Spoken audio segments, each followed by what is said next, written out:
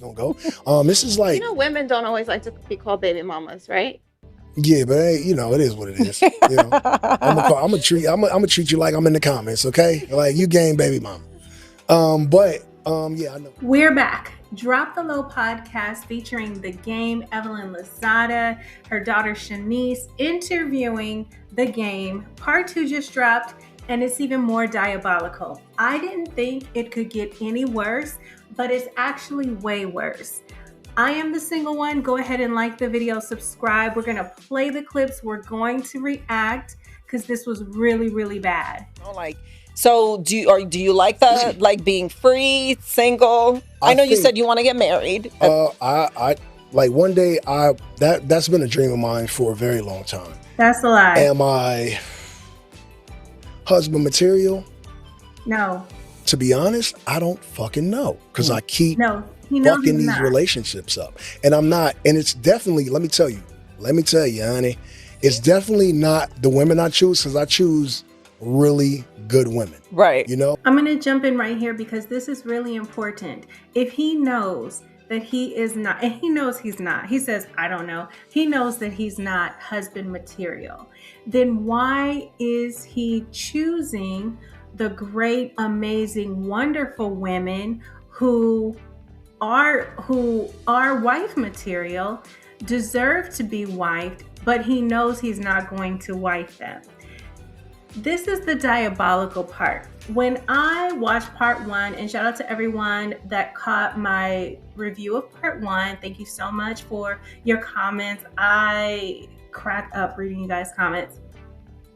But on part 1, I was like, maybe he didn't mean to be this diabolical. And I honestly thought when they announced part 2 would be dropping, I honestly thought that they would like piece together, edit together some softer stuff they had to make him look better, to make the situation look better.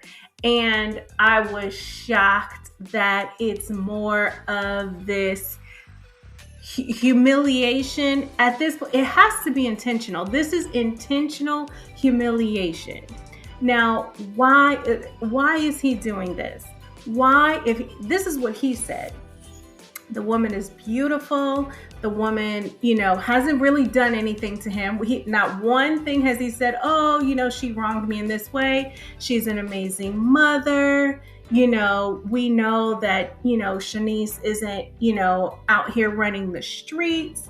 So why is he doing this to her? Let me know what you think down in the comments.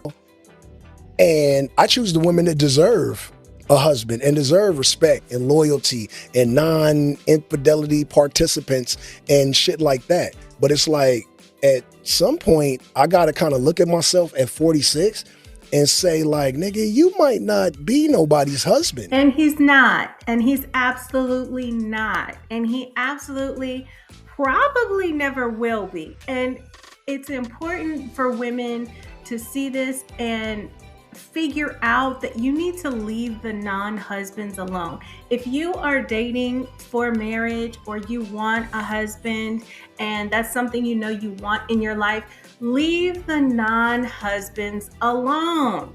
Just leave them. I'm good at fatherhood. I'm good at hustling and providing, but I think that being a great partner is something I'm still struggling with. Right. To be honest, if I'm being honest. And you have some men out there that are in relationships. You have some men out there that are husbands, and maybe they're just amazing guys. But you have some out there that are masking who they really are for this fairy tale, and it's going to end up crashing and burning because of the non-transparency. I'm 100. He actually dropped a gem here when he said that there are some guys, he means that he knows those guys. He knows guys that are masquerading themselves as the faithful husband type, and they're not that. And he knows them, and he knows that they're not that. So he would like to have some credit for at least being honest. He's transparent. He's telling you what it is. And we're going to have to give Shaniece a little bit of accountability. Now, he, in my opinion, intentionally ruined her life. And he, in my opinion, intentionally humiliated her through this interview. And I think I know why. We're going to watch more, and then we'll talk about that. Feel some type of way about it because someone else is helping raising their child. Like, how do you feel about that? Like, if Shaw was like, listen, I'm getting married, you know, this is the guy, like, would you want to meet that person? I definitely need to meet the person because you're going to be around my child. You know, I think at the point when someone's going to be around your child, you should afford the other person the luxury and the respect of like meeting the person that's going to be around the child so that they can say if they're comfortable or not, right? Because that is very important. Now, if Shah got married next year, which is very unlikely because no, I'm not. It has nothing to do with you and everything to do with me. I'm telling you, there's a thing that like soon as someone figures out that like your baby daddy is the game, it gets a little tricky for a man because people think they know who I am, right? And so it gets a little, damn, am I gonna have to like catch a fade with this nigga? I know how he feels about his kids, so is he going, do I really feel like doing it? Yes, you're beautiful, and yes, I want to be with you, or yes, I love you, but I think that thought process and that courting stage lasts longer than a year, so it definitely won't be next year. I'm just being honest. Yeah, I mean, you can, well, yeah. I mean, you're a woman, I get it, but I don't know. I know for a fact that, like, it's cool, but I'm just saying, I mean, she asked the question. Yeah, well, no, because we were talking about like, I don't know what led me to there. Something led me to there. Oh, about you getting married or whatever. Yeah. Then the ego is crazy. The ego is absolutely insane. The fact is that this is his fourth. I believe he has 2 sons and a daughter prior to Blaze. And so Blaze being the youngest, I believe this is his 4th child. Right, 2 sons, 1 daughter, that's 3, and then Blaze would be 4. Of course, this is Shaniece's first child. So what he understands about this situation, he's been in this situation 3 times, I believe, with 2 different women. It might be 3 women, but I know for sure it's at least 2 because I know Callie's mom is different than. Anyway, so he understands how this all goes, and he very confidently expressed that, you know, this lady isn't getting married anytime soon. The nerve. But you know how he can express that? Well, one layer is his ego. He thinks he's like so LA tough that another man is going to be intimidated, and that could be true for some guys. I think it depends on who is courting Shaniece, right? A guy that is not in the streets at all that doesn't mean anything to him, especially if he's of a certain socioeconomic level. The game is a non-factor, right? So he really thinks that men are going to be afraid of him, and so that will not pursue Shaniece, right? So that's the ego layer. The other layer is he understands the position that he has put her in. She is a single mother. He took this beautiful, tall, statuesque, very eligible bachelorette and made her a single mother, a rapper, baby mama. He called her a baby mama. She's like, and he's like, you're the game's baby mama. Did you catch that? I put it at the beginning because I was like, he gets it. On some level, some men enjoy that. For some men, please listen to me. Please hear me. Especially if you're single with no children and, you have it going on, a little bit or a lot of it. Men feel like they've brought you down a notch, and it boosts their ego to know that. And I know it sounds sick. but that is part of man culture, especially man culture today in 2026. And if you're out there dating, you absolutely need to be aware of that. Shaniece runs in circles with other very privileged people. And as much as people, want to talk about Evelyn and, 3 players associations, Shaniece, her peers are, the offspring of those athletes and wags. Her educational settings have people, from people of significant wealth and resource.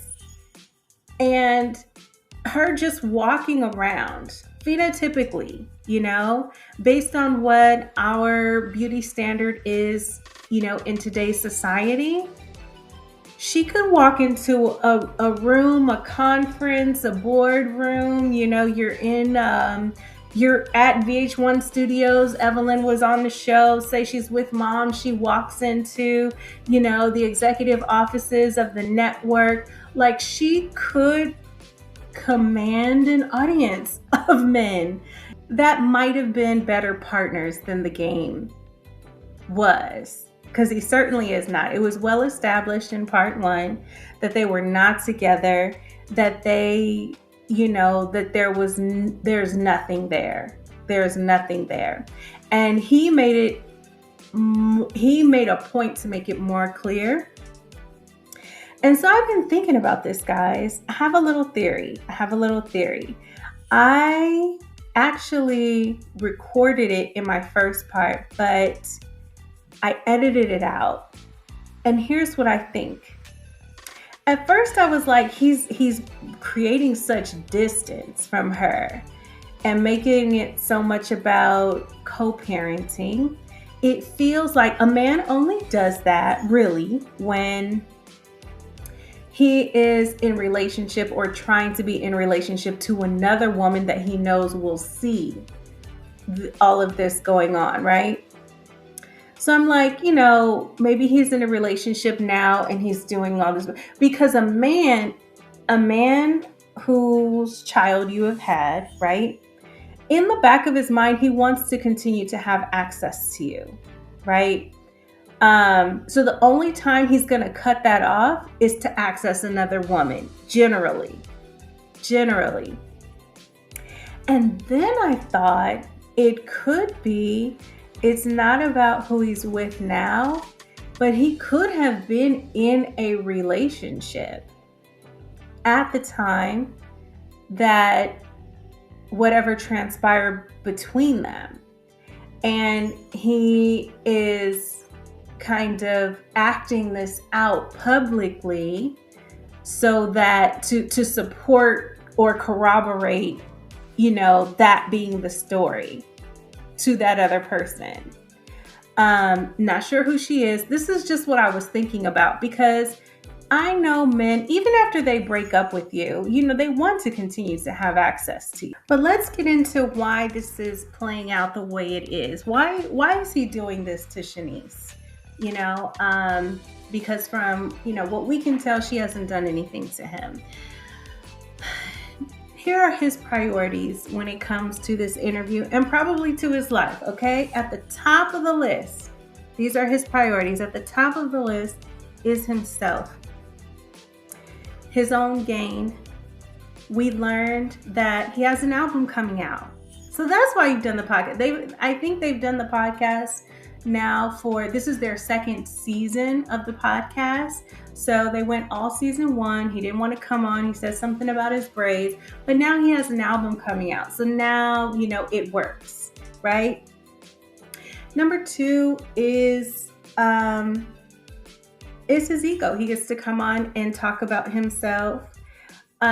Number 3 is the homies. Now, this is kind of going back to the 2026 man culture. You have to understand that this is the context we all exist in, right? So when people talk about traditional this and 50s and 60s, that's not where we are today, okay? We are in 2026 man culture where men absolutely prioritize the validation of other men, especially on this internet. So there's a homie level. The homie level is first, okay? His immediate circle of men that he has around him, how they think and feel about him, and how he moves is important to him. And women really need to know this. They need to grasp it and understand it, okay? We're doing his list of priorities. Shaniece hasn't come up yet. We're on 4. So in the man circle, there's like the homie level, and then there's like kind of like his general peers. So like other rappers, you know what I mean? Like other, kind of people in the industry that he might respect and admire or do business with. And then there's the man public, right? The man public, which is, becoming increasingly more red pill, because red pill creators and, talkers are proselytizing, okay? They're going out and like grabbing young men and like bringing them in to the new 2026 man culture. So all of that is at the forefront as far as his priorities for how he's presenting publicly in this interview with the mother of his child. She's not in yet, right? So we have himself, ego, all the men, homies, peers, the general man public, and then we have Evelyn. Yes, before Shaniece. So he and Evelyn are close in age. They're kind of close in mentality. They kind of have this banter. They're kind of cool. And so he played a lot more to Evelyn than he did to Shaniece. Now, he did shade Evelyn. With all the people reacting to these interviews and talking about how they were flirting and he was, they were kind of giving each other energy. He absolutely shaded Evelyn. Let me know down in the comments if you caught it and where it is, okay? I want to see if you caught what I caught. And then Shaniece is last. Speaking of Shaniece being last, let's get to this next clip. Where I haven't even taken Blaze for, I went on a walk, but I don't believe in taking kids from their mom too early because they're just so little and precious. And it rang true. Remember I told you I don't change diapers? Have I changed one? See, she don't like that shit, by the way. No, I really feel like if you have a child and you are more than able, your hands are working, your fingers are fine, you have no arthritis, that you are more than able to wipe help and wipe your child's ass too, if you can wipe your own. Because when he's 50, let's say, what are you going to be, 112? Yeah. You might need someone to wipe yours. I got Harlem. Yeah. And God willing, he does it. But did you wipe his? Yeah, this is all, it comes around. Yeah, but I did tell you I don't change diapers from the beginning, before he was born. Did you think it was going to change? Like I would actually flip and do it? I did. I did. I thought that because you are in a different decade and you're having a child, however many years later. Decade is wild. Earlier I spoke about expectations of what you said were going to be delivered and we're not. So then, I did think that was going to change, and it didn't. But I'm just saying, hopefully you have someone. But have you seen her change her diaper? She do the shit like origami. You remember? Okay, so this is the part where Shaniece has to take accountability. Yes, he absolutely tried to ruin her life. Yes, he absolutely came on this podcast to humiliate her. But her part in it is that he told her certain things and she thought he was going to change. I know she was, hoping and, wishing for the best. But he told her, and he was able to throw that back in her face and say, hey, I told you that, right? Didn't I tell you that? And she had no choice, but to concede and say yes, because he had told her. Now, what I also heard is that she has been taking care of the baby all on her own up to this point. Now he shares, he feels like, you wait till the baby's older and then and then dad kind of comes in. I don't think Shaniece or many mothers agree with that kind of parenting where the father just gets to be absent and not change diapers and not help. So she really is doing this all on her own. And that is too heavy a burden. Now she's lucky because she has her mom. She has a village, which is beautiful. I've also heard throughout both parts of this interview that with his other children, he kind of left the raising of the children to the mothers and the mothers' village. And so that's what he's done. And that's what he did with Shaniece. And she also mentioned that there were things that he did say he was going to do that he has not done. And I think she really needs to be concerned because he is the type of guy that bases his support on how happy he is with you at the time. And he is the kind of guy who is admittedly petty. And he is the kind of guy who has financial issues. What am I talking about? He still has that, what is it? Is a $4 or $7 million judgment. It's a $7 million judgment. He was found liable for sexual assault. That's another thing that Shaniece had to be aware of. Maybe she didn't know he was a felon, but she has to know about the $7 million judgment. He was found liable in a sexual assault case, and the judge in 2025 ordered that his Calabasas home be sold to partially satisfy that judgment, which means that so the home is valued around $3 million roughly, the last I saw, and his judgment is for $7 million. So the home, which I believe is actually on the market right now, is going to satisfy a part of that, and then he'll still owe roughly $4 million after that.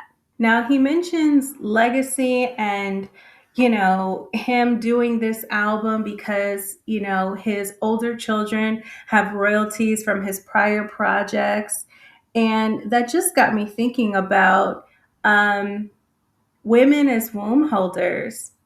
I always say this: our first duty as mothers is who we choose to be their father. And then our second duty is how we set up our children, especially financially. And I don't think women are really taught or trained to think about that.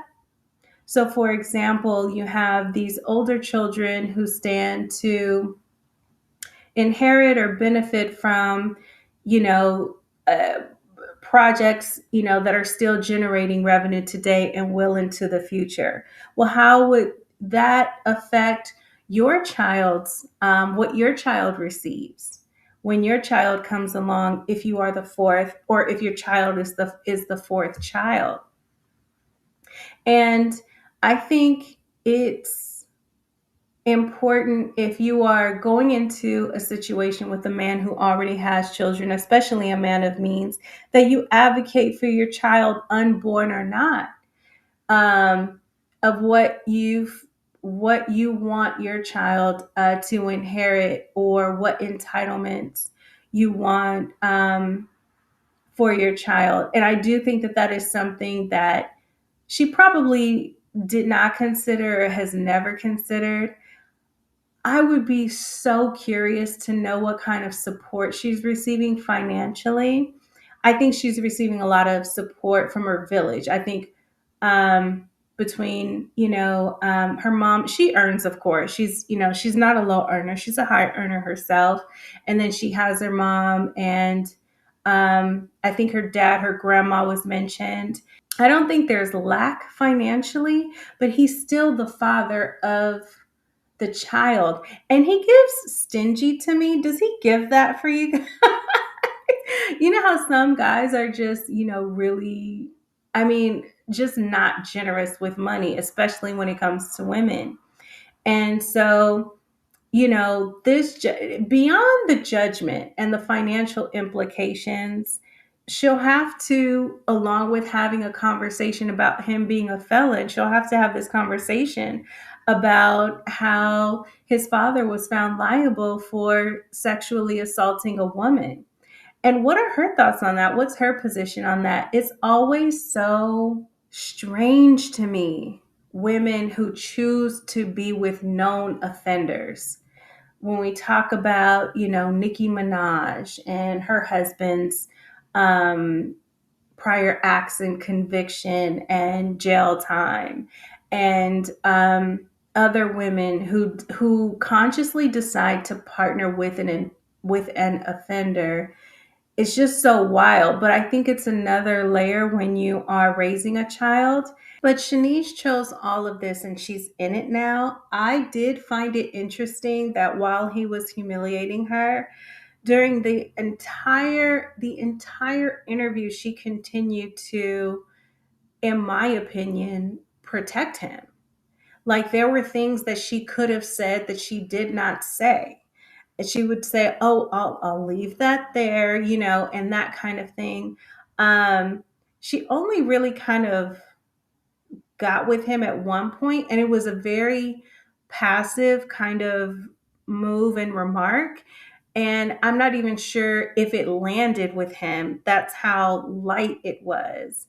So that's so crazy to me. This man isn't helping you with the day to day. It's on you and your family. I'm sure he's not shelling out cash like that.